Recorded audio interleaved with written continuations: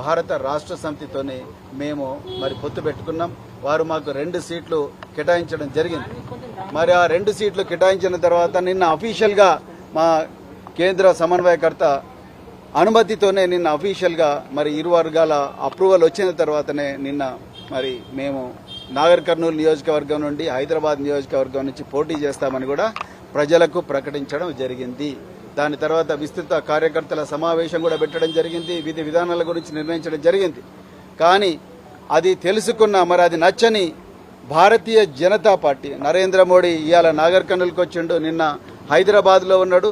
అది నచ్చని భారతీయ జనతా పార్టీ ఈ లౌకిక కూటమి, ఈ చారిత్రాత్మకమైన కూటమి ఏదైతే ఉన్నదో భారత రాష్ట్ర సమితి, అదేవిధంగా బహుజన్ సమాజ్ పార్టీ కూటమి, మరి రాజ్యాంగాన్ని రక్షించే కూటమి నచ్చని నరేంద్ర మోడీ అమిత్ షాల ద్వయం మా పార్టీ మీద ఒత్తిడి తీసుకొచ్చి ఈ కూటమిని రద్దు చేసుకోమని నన్నే ప్రెస్ కాన్ఫరెన్స్ పెట్టి చెప్పమన్నారు.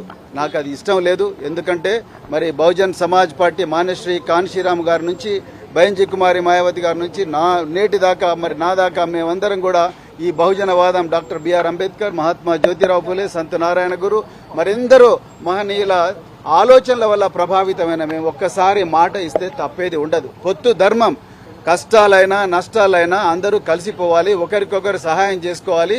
సో అదే విధంగా ఇద్దరు నడవాలి, ఎన్ని ఒడిదుడుకులు వచ్చినా కూడా నడవాలన్నదే పొత్తు ధర్మం. ఆ విధంగానే ఒప్పందం కుదిరింది.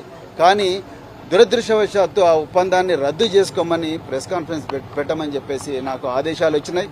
కానీ ఆ ఆదేశాలు నేను అమలు చేయదలుచుకోలేదు. ఎందుకంటే పొత్తు ధర్మంలో భాగంగా నేను కూడా మరి 26 సంవత్సరాల పోలీసు సర్వీసు, దేశం కోసం ప్రాణ త్యాగానికి కూడా సిద్ధమయ్యి నేను పనిచేసిన.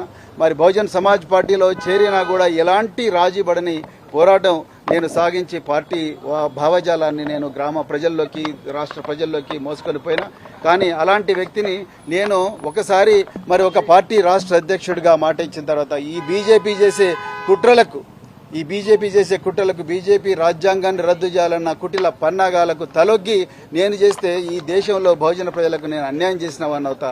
అందుకొరకే నేను మరి ఈరోజు నేను రాజీనామా, బహుజన్ సమాజ్ పార్టీ సభ్యత్వానికి నేను రాజీనామా చేయడం జరిగింది. తెలంగాణ ప్రజలందరూ కూడా ఈ నిర్ణయాన్ని మరి స్వాగతించాలని చెప్పి నేను కోరుకుంటున్నా. నేను తెలంగాణలో బహుజన ప్రయోజనాల కోసం, అదేవిధంగా మరి తెలంగాణలో ఉండే బహుజన ప్రయోజనాల కోసం, దేశంలో రాజ్యాంగాన్ని రక్షించడం కోసం, లౌకికవాదాన్ని బతికించడం కోసమే నేను ఈ నిర్ణయం తీసుకున్న, ఇంకొక ఉద్దేశంతో కాదు.